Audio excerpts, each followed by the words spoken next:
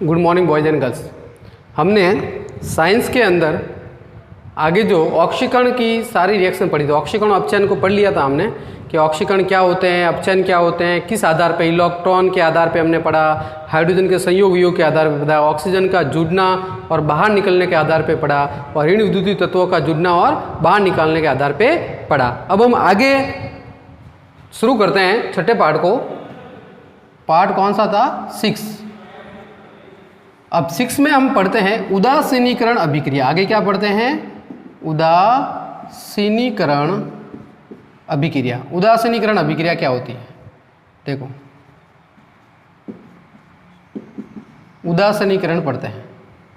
उदासीनीकरण में क्या होता है? ये 3 तरफ से होगी। उदासीनीकरण में आगे पढ़ा है कि जब अम्ल और क्षार आपस में क्रिया करते हैं तो क्या बनाते हैं? लवण प्लस जल बनाते हैं, और इस अभिक्रिया को हम क्या कहते हैं? उदासीनीकरण अभिक्रिया कहते हैं। तो क्या है? अम्ल प्लस जल। उदासीनीकरण अभिक्रिया में क्या है? अम्ल प्लस जल, अम्ल प्लस क्षार, अम्ल प्लस क्षार जब मिलते हैं तो क्या बनाते हैं? लवण और प्लस जल का निर्माण करते हैं। किसका निर्माण करते हैं? लवण प्लस जल का निर्माण करते हैं। तो इस अभिक्रिया को हम क्या कहते हैं? उदासीनीकरण अभिक्रिया। यानी उदासीनीकरण अभिक्रिया का मतलब है कि अम्ल और क्षार जब आपस में अभिक्रिया करते हैं तो लवण प्लस जल का निर्माण करते हैं। अब ये 3 तरीके से करते हैं। हम इनकी रिएक्शंस पढ़ेंगे 1 बाय 1। ये कितने? 3 तरीके से। अम्ल और क्षार जो है वो 3 तरीके से अभिक्रिया करते हैं और अलग अलग तरह के लवण बनाते हैं। कुछ अम्लीय बनाते हैं, कुछ उदासीन बनाते हैं, कुछ क्षारीय लवण बनाते हैं। तो सबसे पहला एग्जाम्पल ध्यान देना। सबसे पहला क्या है कि जब प्रबल अम्ल, क्या? प्रबल अम्ल और प्रबल क्षार, प्रबल अम्ल और प्रबल क्षार जब अभिक्रिया करते हैं तो क्या बनाते हैं? उदासीन लवण। लवण जो बनता है वो कैसा बनता है? उदासीन लवण बनता है। कैसा लवण बनता है? उदासीन लवण। और प्लस साथ में क्या बनता है? जल। आई बात समझ में? तो अब इस लवण बनने के 3 तरीके से लवण बन सकते हैं कि प्रबल अम्ल और प्रबल क्षार जब अभिक्रिया करते हैं तो कौन सा लवण बनता है? उदासीन लवण प्लस जल बनता है। तो एग्जाम्पल देखते हैं हम। प्रबल अम्ल के अंदर जैसे मैंने लिया HCl, ये प्रबल अम्ल है, प्लस प्रबल क्षार हमने लिया NaOH, ये प्रबल क्षार है। दोनों अभिक्रिया की तो अभिक्रिया करके क्या बनाएंगे? NaCl, ये कैसा है? उदासीन, प्लस ये H2O क्या बनेगा? जल। तो प्रबल अम्ल और प्रबल क्षार मिलके क्या बनाते हैं? उदासीन लवण बनाते हैं। तो उदासीनीकरण अभिक्रिया जो होती है वो 3 तरीके से होती है कि उसमें जो लवण बनता है वो 3 तरीके से। तो NaCl है वो कैसा है? उदासीन लवण। अब इस NaCl के अंदर उदासीन लवण है तो इसके अंदर pH जो होता है, इसकी pH की मात्रा कितनी होती है? 7। उदासीन जो लवण होता है उसकी pH कितनी होती है? 7। तो उदासीन लवण की pH कितनी होती है? 7 होती है। यानी इसके अंदर H+ आयनों की संख्या OH आयनों की संख्या क्या है? इक्वल है, बराबर है। तो H+ आयनों की संख्या OH आयनों की संख्या बराबर होती है तो उसकी pH कितनी होती है? 7 होती है। एक तरह का तो ये। दूसरा पढ़े कि प्रबल तो हमारे पास अम्ल हो, क्या हो? प्रबल अम्ल हो, और दुर्बल क्षार हो, क्या हो? प्रबल अम्ल और दुर्बल क्षार हो। तो जो लवण बनेगा वो कैसा बनेगा? अम्लीय लवण। कैसा लवण बनेगा? अम्लीय लवण। यानी जो उदासीनीकरण अभिक्रिया वो 3 तरीके से हो सकती है। इसमें 3 तरीके से अलग अलग लवण बन सकते हैं, और प्लस साथ में क्या बनेगा? जल। आई बात समझ में? तो जब हमारे पास प्रबल अम्ल हो और दुर्बल क्षार हो तो लवण बनेगा वो कैसा होगा? अम्लीय। यानी इफेक्ट किसका होगा? अम्ल का। अम्ल प्रबल है इसमें, इसका मतलब किसका इफेक्ट होगा? अम्ल का। तो कैसा लवण बनेगा? अम्लीय लवण बनेगा। एग्जाम्पल में जैसे प्रबल अम्ल के अंदर मैंने HCl ले लिया और दुर्बल क्षार के अंदर मैंने ले लिया NH4OH, अमोनियम हाइड्रोक्साइड। क्या ले लिया? Ammonium hydroxide. प्रबल अम्ल क्या है? HCl, हाइड्रोक्लोरिक अम्ल प्रबल अम्ल है, और दुर्बल क्षार के रूप में मैंने क्या ले लिया? Ammonium hydroxide. जब इसकी मैं क्रिया करवाऊंगा तो हमारे पास बनेगा NH4Cl, अमोनियम क्लोराइड, प्लस क्या बनेगा? H2O। अब इसकी जो pH होती है, इस लवण की जो pH होती है वो क्या होगी? 7 से कम। कैसी होगी? 7 से कम। क्यों होगी? क्योंकि इस वाले में प्रबल अम्ल है तो इसमें क्या होगा? H+ आयनों की सांद्रता ज्यादा होगी कि भाई अम्ल अपना इफेक्ट दर्शा रहा है, इसलिए लवण कैसा बन रहा है? अम्लीय। क्योंकि यहाँ प्रबल कौन है? अम्ल है, तो इसकी pH क्या होगी? अम्ल जब प्रबल है तो अम्लीय लवण की pH क्या होगी? 7 से कम। 7 पे तो उदासीन है, और अगर लवण कैसा है? अम्लीय है, तो इसका मतलब उसकी pH 7 से कम होगी। क्यों? क्योंकि इसके अंदर H+ आयनों की सांद्रता जो है, H+ आयनों की सांद्रता ज्यादा है। H+ आयन क्या है? सांद्रता ज्यादा है, ज्यादा है। तो H प्लस आयन इसके अंदर ज्यादा है। क्यों ज्यादा है? क्योंकि प्रबल अम्ल है तो इसका मतलब H प्लस आयनों की सांद्रता ज्यादा है, और OH आयन, OH जो है इसके अंदर, OH आयन जो है उसकी सांद्रता क्या है? कम। इसकी जो सांद्रता है वो कैसी है? कम है। तो OH आयनों की सांद्रता कम होगी और H प्लस आयनों की सांद्रता ज्यादा होगी, इसलिए लवण बनेगा वो कैसा बनेगा? अम्लीय बनेगा। तो ये तीन तरीके से लवण का यहाँ निर्माण हो सकता है। तो ये दूसरा हुआ कि प्रबल अम्ल और दुर्बल सार जो मिलते हैं, प्रबल अम्ल में HCl, दुर्बल सार यानी अमोनियम हाइड्रोक्साइड, ये जब क्रिया करेंगे तो क्या बनेंगे? NH4Cl, और NH4Cl जो यहाँ लवण बनेगा उसकी pH होगी वो 7 से कम होगी, यानी इसके अंदर H प्लस आयनों की सांद्रता ज्यादा है, क्योंकि इफेक्ट कौन दर्शा रहा है? प्रबल अम्ल। तो अम्ल होगा तो उसके अंदर H प्लस आयनों की सांद्रता ज्यादा होती, तो NH4Cl जो है वो अम्लीय लवण बनेगा, उसकी pH 7 से कम होगी, क्योंकि इसके अंदर H प्लस आयन ज्यादा है और OH आयन क्या है? कम है। अब तीसरा मैं एग्जाम्पल लेता हूं। तो तीसरे एग्जाम्पल के अंदर हम देखते हैं कि दुर्बल तो हम लेते हैं अम्ल, क्या लेते हैं? दुर्बल अम्ल, और सार कैसा ले लेते हैं? प्रबल। प्रबल सार लेते हैं और दुर्बल अम्ल लेते हैं, तो हमारा जो लवण बनेगा वो कैसा बनेगा? क्षारीय लवण। कैसा लवण बनेगा? क्षारीय लवण। और प्लस साथ में क्या बनेगा? जल। साथ में क्या बनेगा? जल। तो दुर्बल अम्ल के अंदर जैसे लिया मैंने acetic acid CH3COH, acetic acid, ये हमने आगे पढ़ा है कि कार्बोनिक एसिड, एसिटिक एसिड क्या होते हैं? दुर्बल अम्ल। क्यों होते हैं? क्योंकि अपने आयनों में पूर्ण रूप से नहीं टूटते, समझ गए? अपने आयनों में पूर्ण रूप से जो नहीं टूटते हैं उनको हम दुर्बल अम्ल कहते हैं। क्या कहते हैं? दुर्बल। और प्रबल अम्ल किन्हें कहते हैं? जो अपने आयनों में पूर्ण रूप से विघटित हो जाते हैं उन्हें हम प्रबल अम्ल कहते हैं, ये हमने आगे पढ़ा है। तो अब इसकी जगह हम सार लेते हैं, प्रबल सार ले लिया NaOH, क्या ले लिया? NaOH। तो दुर्बल अम्ल, प्रबल सार, तो बताओ कैसा लवण बनेगा? क्षारीय। और क्या बनेगा? CH3COONA, sodium acetate. इसे हम क्या कहते हैं? Sodium acetate. क्या कहते हैं? Sodium acetate, acetate. प्लस साथ में क्या बनेगा? जल। अब बताओ ये क्या है? प्रबल कौन है इसमें? सार। सार प्रबल है, इसका मतलब इसकी जो pH होगी वो क्या होगी? बताओ 7 से अधिक।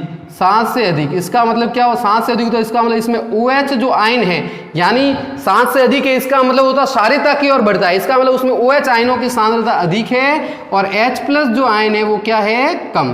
तो OH आयनों की सांद्रता तो ज्यादा है इसमें, और H प्लस जो आयन है वो कम, क्योंकि H प्लस आयन अगर ज्यादा होते हैं तो अम्लीयता की ओर बढ़ता है, और OH आयन ज्यादा होते हैं तो क्षारीयता की ओर बढ़ता है। तो उदासीनीकरण अभिक्रिया का मतलब क्या हुआ कि अम्ल और सार मिलकर लवण प्लस जल बनाते हैं। ये लवण तीन तरीके से बन सकते हैं। पहला क्या है कि प्रबल अम्ल और अगर प्रबल सार मिलते हैं तो उदासीन लवण बनेगा, उसकी pH 7 होगी, इसमें H प्लस आयनों की सांद्रता और OH आयनों की सांद्रता लगभग बराबर होती है। फिर प्रबल अम्ल और अगर दुर्बल सार है तो इसमें अम्ल प्रबल है तो ये अपना इफेक्ट दर्शाएगा, इसलिए pH 7 से कम हो जाएगी और जो लवण बनेगा वो कैसा बनेगा? अम्लीय।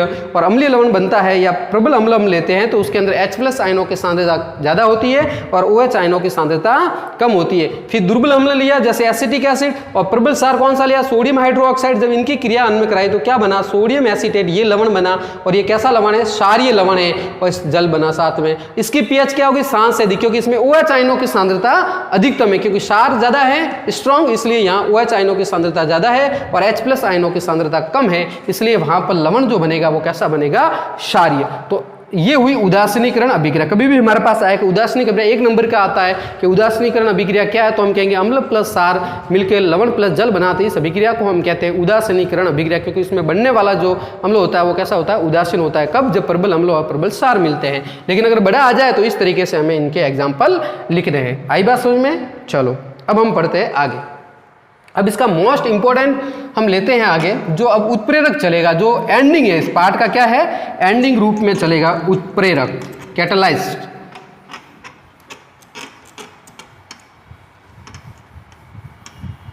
तो अगला हम टॉपिक पढ़ते हैं अब उत्प्रेरक। क्या लेते हैं? उत्प्रेरक। चलो तो अब आते हैं उत्प्रेरक। देखो उत्प्रेरक का मतलब क्या होता है कि जब हमारी कोई रासायनिक अभिक्रिया जब होती है तो उस रासायनिक अभिक्रिया के वेग को बढ़ाने वाला, यानी कोई अभिक्रिया हो रही है उसको बहुत फास्ट करना, उसके वेग को परिवर्तित करना या उसके वेग को कम भी ये कर सकता है। इसका मतलब क्या हुआ? कोई भी रासायनिक अभिक्रिया के वेग को परिवर्तित करने वाला जो पदार्थ होता है उसे हम क्या कहते हैं, उत्प्रेरक या कैटालाइस्ट कहते हैं। समझ गए। अब वो क्या करता है, खुद अपरिवर्तित रहता है, खुद कभी परिवर्तित नहीं होता, उसके अंदर कोई चेंजेस नहीं होता, लेकिन वो अभिक्रिया की दर को क्या कर देता है, परिवर्तित कर देता है, या तो उसको बढ़ा देता है या उसको कम कर देता है। तो उत्प्रेरक का मतलब क्या होता है,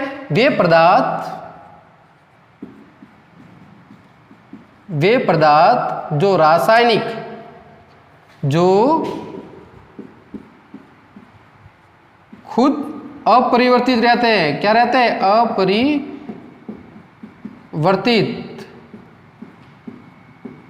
रहते हैं, खुद क्या रहते हैं, अपरिवर्तित। वे पदार्थ जो खुद तो अपरिवर्तित रहते हैं लेकिन रासायनिक अभिक्रिया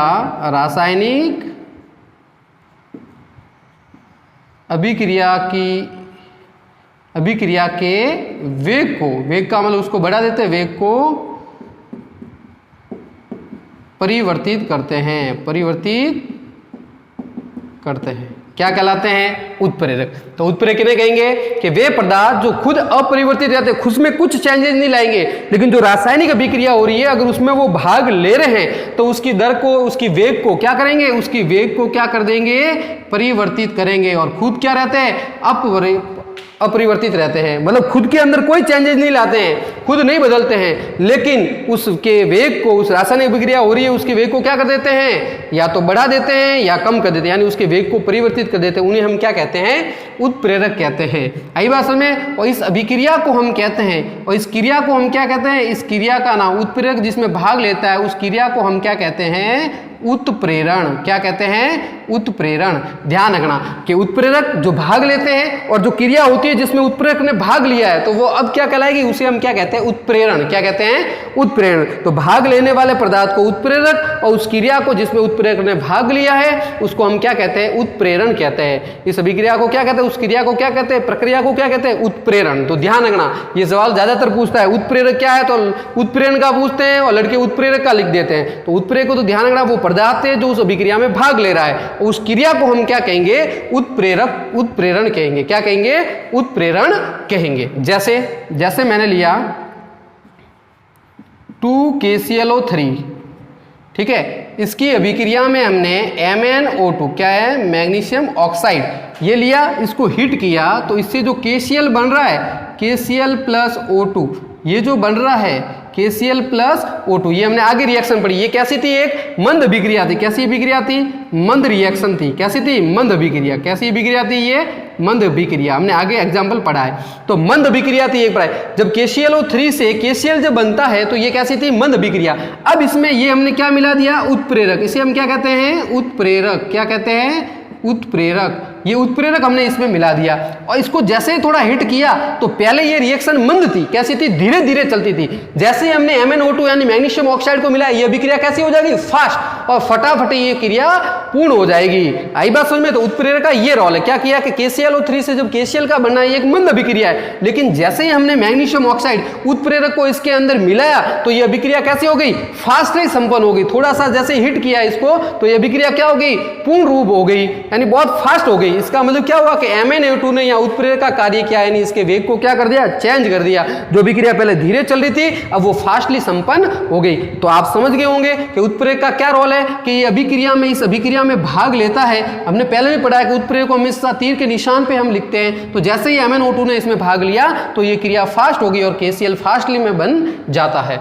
इसी प्रकार जब हम वनस्पति तेल से, किससे, वनस्पति तेल से जब वनस्पति घी बनाते हैं, वनस्पति क्या बनाते हैं, घी कैसे बनाते हैं, वनस्पति तेल जो होता है उससे जब वनस्पति घी बनाया जाता है तो कौन सा उत्प्रेरक काम में लेते हैं, निकल उत्प्रेरक। बहुत ही इंपॉर्टेंट प्रश्न है, बहुत बार पूछा हुआ है कि वनस्पति तेल से वनस्पति घी बनाते समय कौन सा उत्प्रेरक काम में लेते हैं, तो निकल उत्प्रेरक काम में लेते हैं। तो इससे क्या बनता है, वनस्पति घी बनता है। क्या बनता है, वनस्पति घी। डालडा घी आपने नाम सुना होगा, वो डालडा घी का निर्माण किया जाता है। किसकी उत्पत्ति में, निकल उत्प्रेरक की उपस्थिति में अभिक्रिया फास्ट होती है। तो वनस्पति तेल का जब हाइड्रोजनीकरण कराया जाता है, हाइड्रोजन जब इसके साथ अटैच किया जाता है तो वनस्पति घी बनता है और इसमें उत्प्रेरक कौन लेता है, निकल उत्प्रेरक इस अभिक्रिया को बढ़ा देता है। तो आई बात समझ में। तो इस तरीके का उत्प्रेरक जो होते हैं उसके तीर के निशान पे लिखे जाते हैं, ये खुद अपरिवर्तित रहते हैं, अभिक्रिया की दर को क्या कर देते हैं, बढ़ा देते हैं। अब ये उत्प्रेरक अलग अलग तरीके के होते हैं, अवस्था के आधार पर अलग होते हैं, क्रियाशीलता के आधार पर अलग होते हैं। तो हम सबसे पहले पढ़ेंगे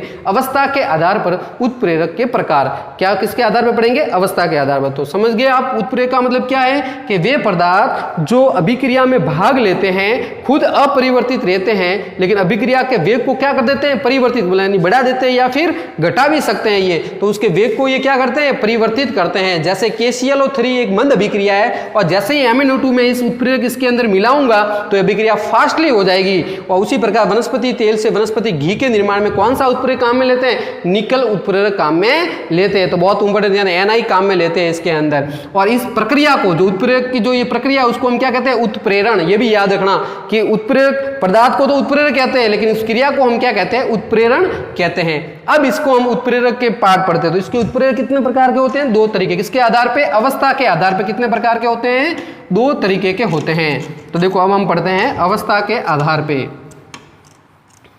चलो तो अब उत्प्रेरक के हम प्रकार पढ़ते हैं। ये उत्प्रेरक प्रकार अवस्था के आधार पर कितने प्रकार के होते हैं, दो तरीके के।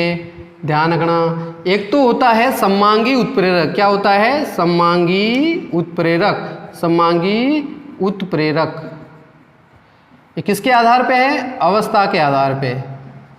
अवस्था के आधार पे, आधार पर किसके आधार पे हमने पार्टीशन किया, इसका विभाजन किसके आधार पे, अवस्था के आधार पे सबसे हम पहले देते, फिर क्रियाशीलता के आधार पे देखेंगे। तो अवस्था के आधार पे कितने तरीके के होते हैं उत्प्रेरक, दो तरीके। तो सममांगी उत्प्रेरक और एक होता है विषमांगी उत्प्रेरक। कौन सा होता है, विषमांगी उत्प्रेरक। एक तो सममांगी उत्प्रेरक और एक कौन सा होता है, विषमांगी उत्प्रेरक।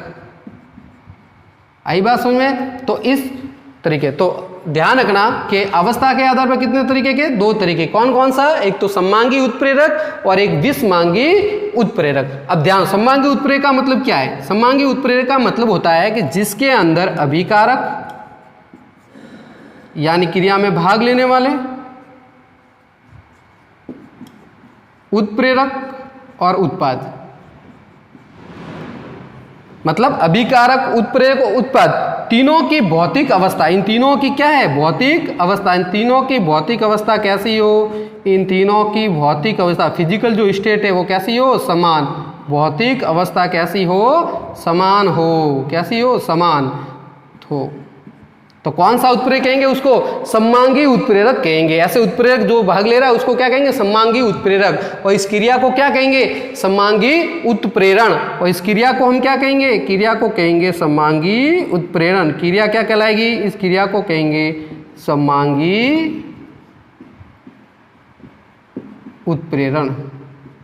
आई बात समझ में। तो ध्यान रखना कि जब अभिकारक, उत्प्रेरक और उत्पाद, इन तीनों की भौतिक अवस्था समान हो, अगर वो लिक्विड में है तो लिक्विड फेज में हो, अगर वो गैस में हो तो अभिकारक हमने पढ़ा है आगे, अभिक्रिया में भाग लेने वाला उत्प्रेरक तीर के निशान पर दर्शाया जाएगा, और उत्पाद जो बनने वाला पदार्थ है। तो अभिकारक, उत्प्रेरक, उत्पाद, इन तीनों की भौतिक अवस्था, मतलब अगर ये गैस है तो गैस, लिक्विड है तो लिक्विड, सॉलिड है तो सॉलिड, समझ गए। इन सभी के अंदर तीनों की भौतिक अवस्था अगर समान हो गई तो हम क्या कहेंगे उसको, सममांगी उत्प्रेरक कहेंगे उस उत्प्रेरक को। और इस क्रिया को क्या कहेंगे, सममांगी उत्प्रेरण। तो ध्यान रखना, उस क्रिया को क्या कहेंगे, सममांगी, उस रिएक्शन को अब कहेंगे हम सममांगी उत्प्रेरण। क्या कहेंगे, सममांगी उत्प्रेरण। अब विषमांगी उत्प्रेरक के अंदर क्या आएगा कि जिसके अंदर उत्प्रेरक,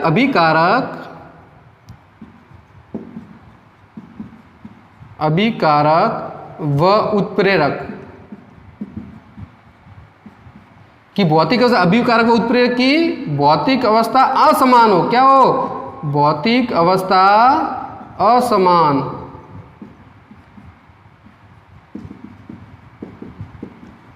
असमान हो तो विषमांगी उत्प्रेरक में क्या होगा, अभिकारक व उत्प्रेरक की भौतिक अवस्था है, फिजिकल स्टेट है, वो अलग अलग हो। आई बात समझ में। यानी अभिकारक, उत्प्रेरक और उत्पाद, इन तीनों की भौतिक अवस्था मैच नहीं होगी, दो की होगी तो एक उत्प्रेरक की नहीं होगी। आई बात समझ में। तो अभिकारक व उत्प्रेरक की भौतिक अवस्था असमान हो तो उसे हम क्या कहेंगे, उस उत्प्रेरक को विषमांगी उत्प्रेरक, और इस क्रिया को क्या कहेंगे हम, विषमांगी उत्प्रेरण। इस क्रिया को हम क्या कहेंगे, विषमांगी उत्प्रेरण, इस क्रिया को हम कहेंगे विषमांगी उत्प्रेरण। आई बात समझ में? तो अभिकारक व उत्प्रेरक अगर इनकी भौतिक अवस्था असमान हो तो ऐसा जो उत्प्रेरक कहलाएगा वो विषमांगी उत्प्रेरक, और इस क्रिया को हम क्या कहेंगे? विषमांगी उत्प्रेरण कहेंगे। तो अवस्था के आधार पर दो तरीके के उत्प्रेरक होते हैं, एक तो होते समांगी उत्प्रेरक, होते होते विषमांगी उत्प्रेरक। समांगी उत्प्रेरक का मतलब समान, देखो नाम से पता चला, समांगी का मतलब समान। समान कौन कौन? अभिकारक, उत्प्रेरक, उत्पाद की भौतिक अवस्था समान। भौतिक अवस्था क्या होनी चाहिए? समान होनी चाहिए, तो उसे समांगी उत्प्रेरक कहेंगे। और इस क्रिया को क्या कहेंगे? समांगी उत्प्रेरक। विषमांगी नाम से पता चला, विषम, विषम का मतलब अलग अलग। इसका मतलब क्या? अभिकारक व उत्प्रेरक की भौतिक अवस्था असमान हो तो उसे हम उत्प्रेरक को विषमांगी उत्प्रेरक कहेंगे, और इस अभिक्रिया को, इस क्रिया को हम क्या कहेंगे? विषमांगी उत्प्रेरण कहेंगे। कभी कभी में ये सवाल पूछा जाता है कि समांगी उत्प्रेरण क्या है और विषमांगी उत्प्रेरण क्या है। तो समांगी उत्प्रेरण का मतलब होता है जिसमें उत्प्रेरक, अभिकारक और उत्पाद की भौतिक अवस्था समान हो तो वो उत्प्रेरक समांगी उत्प्रेरक कहलाएगा, और इस क्रिया को हम समांगी उत्प्रेरण कहते हैं। ध्यान रखना, क्रिया को हम समांगी उत्प्रेरण कह रहे हैं और उस उत्प्रेरक को क्या कहेंगे? समांगी उत्प्रेरक कहेंगे। अब इसका एग्जाम्पल हम देखते हैं। तो देखो इसका एग्जाम्पल, पहला मैं एग्जाम्पल देखता हूं। जैसे मैंने लिया है CH3CO CH3, ये मैंने लिया एथिल एसीटेट। क्या लिया? Ethyl acid. किस रूप में लिया? लिक्विड फॉर्म में। इसे हम क्या कहते हैं? Methyl acetate. ये मेथिल एसीटेट लिया। आई बात समझ में? ये इसको एसीटेट और ये मेथिल, तो ये कहलाया हमारे पास मेथिल एसीटेट। अब मेथिल एसीटेट की क्रिया मैंने कराई जल, यानी किससे कराई? H2O। ये भी किस फॉर्म में लिया? लिक्विड फॉर्म में। किसमें लिया? लिक्विड फॉर्म में। ये मैं समांगी उत्प्रेरक रिएक्शन बता रहा हूं। अब इसके अंदर हमने उत्प्रेरक भाग लिया HCl। क्या लिया? HCl। ये किस में लिया? एक्वस फेज में। किस रूप में? एक्वस। एक्वस का मतलब ये होता है, लिक्विड का मतलब द्रवित भाग, और एक्वस का मतलब होता है जल में घुला हुआ, तो वो भी लिक्विड फॉर्म में ही होता है। तो इसकी अवस्था लिक्विड, लिक्विड। ये किसमें? एक्वस। एक्वस का मतलब क्या होता है? द्रव के रूप में ही होता है। किस रूप में होता है? द्रव। तो ये तो इसकी भौतिक अवस्था समान ही है। अब जैसे मैं H2O लूंगा तो H2O देखो किस रूप में होगा? ये H2O जो है वो इस रूप में होगा, HOH। ये जो जल है ना, ये जल किस रूप में होगा? ये जल इस रूप में होगा। इसको हम किस तरीके से लिख सकते हैं? जल को HOH। बताओ तो अब क्या होगा कि यहां से जो है ना, यहां से ये CH3 और H क्या हो जाएगा? अलग हो जाएगा। ये CH3 प्लस H क्या हो जाएगा? अलग। ये इसके साथ जुड़ जाएगा। आइए H2 को हम किस रूप में लिखेंगे? HOH। तो इसमें से ये अलग हो गया, यानी कि एक अल्कोहल बाहर निकल जाएगा और ये OH इसके साथ जुड़ जाएगा, CH3CO OH के साथ जुड़ जाएगा। तो बताओ क्या बन जाएगा? ये बन जाएगा हमारे पास CH3COH। इसको हम क्या कहते हैं? एसिटिक अम्ल। क्या कहेंगे? एसिटिक अम्ल। और ये किस रूप में होगा? एक्वस रूप में। किस रूप में? एक्वस रूप में। और प्लस साथ में क्या बनेगा? Methyl alcohol. ये साथ में ethyl alcohol, methyl alcohol, methyl alcohol, ये बनेगा। तो आई बात समझ में? देखो ये भी किस रूप में होगा? एक्वस रूप में। किस रूप में होगा? एक्वस रूप में, स्टेट में होगा। तो देखो क्या हुआ, मेन बात देखो, ये समांगी उत्प्रेरक क्यों हुआ? इसकी भौतिक अवस्था लिक्विड, इसकी भौतिक अवस्था लिक्विड, ये उत्प्रेरक इसकी भौतिक अवस्था भी लिक्विड फॉर्म में। ये एक्वस का मतलब क्या होता है? जलीय विलयन, तो लिक्विड द्रव रूप में ही हुआ, ये भी द्रव रूप में और ये भी द्रव रूप में। इसका मतलब अभिकारक क्रिया में भाग लेने वाले, फिर क्या कहा हमने? ये उत्प्रेरक, ये उत्प्रेरक, इसकी भी भौतिक अवस्था सेम, लिक्विड और एक्वस दोनों सेम ही होता है, जलीय विलयन। ठीक है, ये भी एक्वस, ये भी एक्वस। इसका मतलब अभिकारक, उत्प्रेरक और उत्पाद की भौतिक अवस्था समान है। इस कारण से इस उत्प्रेरक तो हमें क्या कहेंगे? समांगी उत्प्रेरक। इस उत्प्रेरक को तो मैं क्या कहूंगा? समांगी उत्प्रेरक। और इस क्रिया को मैं क्या कहूंगा? समांगी उत्प्रेरण। इस क्रिया को हम क्या कहेंगे? समांगी उत्प्रेरण। आई बात समझ में? तो मेथिल एसीटेट की जब हमने क्रिया जल से करवाई, दोनों लिक्विड फॉर्म में, एक्वस सॉल्यूशन के रूप में हमने HCl लिया, वो भी द्रवित रूप में ही है, लिक्विड फॉर्म में भी है क्योंकि तो उत्प्रेरक है। और फिर उसके बाद जो उत्पाद बना एसिटिक एसिड और प्लस मेथिल एल्कोहल बना, ये भी एक्वस फॉर्म में है। तो इसका मतलब क्या हुआ कि इसकी भौतिक अवस्था, इसकी भौतिक अवस्था और इसकी भौतिक अवस्था तीनों सेम है। इसलिए इसे मैंने क्या कहा कि इस उत्प्रेरक को तो हमने कहा समांगी उत्प्रेरक, और इस क्रिया को हमने क्या कहा? समांगी उत्प्रेरण का। इस क्रिया को हमने क्या कहा? समांगी उत्प्रेरण। आई बात समझ में? तो इस तरीके से हुआ। अगला एग्जाम्पल एक और इसका देखते हैं, एक और इसका एग्जाम्पल देखते हैं। देखो यहां लिखता हूं मैं इसका दूसरा एग्जाम्पल। दूसरा एग्जाम्पल में क्या लिखता हूं? देखो दूसरे एग्जाम्पल में जैसे SO2 सल्फर डाइऑक्साइड किस रूप में? गैस रूप में, प्लस O2 किस रूप में? गैस रूप में। हमने यहाँ उत्प्रेरक लिया नाइट्रस ऑक्साइड उत्प्रेरक लिया, ये भी गैस रूप में, और इससे जो बना SO3 ये भी किस रूप में, गैस रूप में। किस रूप में, गैस रूप में। इसकी मात्रा मैंने 2 ले ली, तो 2 दूनी 4 और 2 6 हो गए ऑक्सीजन। तो यहाँ कितने लिख दूंगा, 2 लिख दूंगा। तो कितने हो गए, 2 दूनी 4 तो ये हो गया ऑक्सीजन यहाँ पर, और 2 ये 6 और 3 दूनी 6। तो ये हो गई रिएक्शन। देखो ये किस रूप में, सल्फर डाइऑक्साइड गैस रूप में। ऑक्सीजन किस रूप में होती है, गैस रूप में। नाइट्रस ऑक्साइड जो होती है हंसने वाली गैस, लाफिंग गैस इसे हम ये भी किस रूप में, गैस रूप में। और सल्फर ट्राइऑक्साइड क्या बना है, सल्फर ट्राइऑक्साइड, ट्राई का मतलब 3, यहाँ डाई का मतलब 2 ऑक्सीजन, तो सल्फर डाइऑक्साइड, और ये बना सल्फर ट्राइऑक्साइड। ये क्या है, सल्फर डाइऑक्साइड। क्या है, सल्फर डाइऑक्साइड, सल्फर डाइऑक्साइड, ये आपको पता ही है। और यहाँ क्या बन गया, ये सल्फर ट्राइऑक्साइड। क्या बन गया, सल्फर ट्राइऑक्साइड। तो बताओ ये भी गैस रूप में, ये भी गैस रूप में, ये भी गैस रूप में, और ये भी गैस रूप में, यानी अभिकारक क्रिया में भाग लेने वाला उत्प्रेरक ये भी गैस रूप में, और उत्पाद भी किस रूप में, गैस रूप में। इस कारण से उस उत्प्रेरक को तो हमने क्या कहा, समांगी उत्प्रेरक, और इस क्रिया को हमने क्या कहा, समांगी उत्प्रेरण। यानी जिसमें अभिकारक, उत्प्रेरक और उत्पाद की गैस अवस्था हो, तीनों की किस अवस्था में हो, गैस अवस्था में हो, तो इस उत्प्रेरक को तो हम क्या कहेंगे, उत्प्रेरक को तो क्या कहेंगे, समांगी उत्प्रेरक, और इस क्रिया को क्या कहेंगे, समांगी उत्प्रेरण। आई बात समझ में। तो ये 2 रिएक्शन हमने इसकी पढ़ ली। अब हम आते हैं इस ओर, तो विषमांगी उत्प्रेरक की ओर आते हैं। विषमांगी उत्प्रेरक में क्या होता है, अभिकारक व उत्प्रेरक की भौतिक अवस्था असमान हो, लेकिन इस क्रिया को हम क्या कहेंगे, विषमांगी उत्प्रेरण। तो समांगी उत्प्रेरक के बारे में हमने देख लिया किस तरीके से होता है, समांगी उत्प्रेरण क्या होता है ये पढ़ लिया। दोनों की रिएक्शन आपको लिख देनी है और ध्यान से समझना है इसको। तो ये हुआ समांगी उत्प्रेरक। अब हम देखते हैं विषमांगी उत्प्रेरक की रिएक्शंस। अब विषमांगी उत्प्रेरक की रिएक्शंस देखते हैं। देखो जैसे मैंने एग्जांपल ले लिया, पहला एग्जांपल लेता हूं, जैसे नाइट्रोजन प्लस नाइट्रोजन लिया और किसकी ले ली, H2। नाइट्रोजन किस रूप में, गैस रूप में। H2 किस रूप में, गैस रूप में। अब इसके साथ हमने जो लिया है इसको लिया Fe क्या होता है, फेरस, किस रूप में, सॉलिड रूप में। किस रूप में, सॉलिड रूप में। तो इससे क्या बना, इससे बना NH3 अमोनिया, ये भी क्या बना, गैस रूप में। किस रूप में, गैस रूप में। कितने अमोनिया, 2। आई बात समझ में, 3 दूनी 6, तो यहाँ पर भी मैं 2 कर दूँ, कि हाइड्रोजन कितने हुए, 6 हुए ना, तो 3 कर देता हूँ यहाँ पर, ये 3।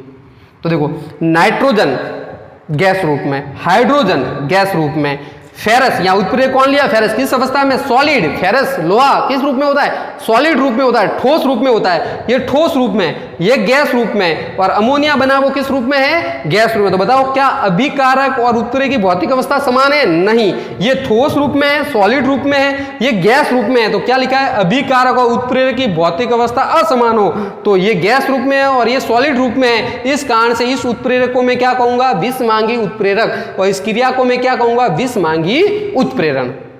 आई बात समझ में। और इससे बनने वाला प्रोडक्ट ये भी किस रूप में है, अमोनिया, गैस रूप में। अभी हमने दूसरा लिया एग्जांपल, वो वापस में लेता हूं, कौन सा, वनस्पति घी, वनस्पति तेल से हाइड्रोजन का बनना। ये हाइड्रोजन, बताओ वनस्पति तेल किस रूप में होता है, ये लिक्विड रूप में। ये किस रूप में होता है, गैस रूप में। अब इसमें जैसे हमने निकिल उत्प्रेरक लिया, ये निकिल उत्प्रेरक ये किस रूप में होता है, सॉलिड रूप में। और जो बनने वाला वनस्पति घी जो है, वनस्पति घी जो है ये भी किस रूप में होता है, सॉलिड रूप में। किस रूप में होता है, सॉलिड रूप में। तो देखो इधर वनस्पति तेल लिक्विड रूप में, हाइड्रोजन किस रूप में, गैस रूप में, ये किस रूप में है, सॉलिड रूप में, और ये क्या बन गया, सॉलिड बन गया। आई बात समझ में। तो देखो क्या हुआ कि इसकी अभिकारक और उत्प्रेरक इनकी भौतिक अवस्था क्या है, अलग अलग है। यहाँ क्या था, समांगी में क्या था, सबकी भौतिक अवस्था समान थी, गैस गैस गैस गैस। यहाँ क्या हो रहा है, लिक्विड, गैस, ये सॉलिड, ये सॉलिड। इसका मतलब अभिकारक और उत्प्रेरक की भौतिक अवस्था असमान है। तो इस उत्प्रेरक को मैं क्या कहूंगा, विषमांगी उत्प्रेरक, और इस अभिक्रिया को मैं क्या कहूंगा, इस क्रिया को कहूंगा विषमांगी उत्प्रेरण कहूंगा। क्या कहूंगा, विषमांगी उत्प्रेरण। तो आई बात समझ में। तो 2 एग्जांपल हमने इसके पर लिए, नाइट्रोजन से अमोनिया का बनना, नाइट्रोजन प्लस हाइड्रोजन से अमोनिया का बनना। इसमें कौन सा उत्प्रेरक लिया, फेरस उत्प्रेरक लिया जो सॉलिड रूप में है। और वनस्पति तेल से वनस्पति घी के निर्माण में निकिल उत्प्रेरक सॉलिड में है, ये लिक्विड रूप में, ये गैस रूप में, लेकिन जो वनस्पति घी होता है वो सॉलिड रूप में प्राप्त हमें होता है। आई बात समझ में। तो इस प्रकार से इसको हम क्या कहते हैं, विषमांगी उत्प्रेरक, और क्रिया को कहते हैं विषमांगी उत्प्रेरण। तो ये किस आधार पे है, अवस्था के आधार पर। उत्प्रेरक कितने प्रकार के, दो तरीके के, समांगी उत्प्रेरक और विषमांगी उत्प्रेरक। इसमें अभिकारक उत्प्रेरक, उत्पाद की भौतिक अवस्था समान हो, इसमें अलग अलग हो, समझ गए। इस क्रिया को समांगी उत्प्रेरण, उसकी क्रिया को हम कहते हैं विषमांगी उत्प्रेरण कहते हैं। तो ये उत्प्रेरक हमने पढ़ा। अब हम कल जो पढ़ेंगे क्रियाशीलता के आधार पे उत्प्रेरक के प्रकार पढ़ेंगे, तो इनको अच्छी तरीके से समझे, क्योंकि बोर्ड से ज्यादातर इसके अंदर प्रश्न पूछते हैं। उत्प्रेरक का सवाल 101% हमें परीक्षा में आता ही है, भले इसके विशेषताएं पढ़े या इसकी रिएक्शंस पढ़े, परीक्षा में तो डेफिनेटली इसका सवाल हमेशा आता ही रहता है। तो अच्छी तरीके से इसको समझें, ध्यान से समझें। नेक्स्ट वीडियो हम कल अपलोड करेंगे। धन्यवाद।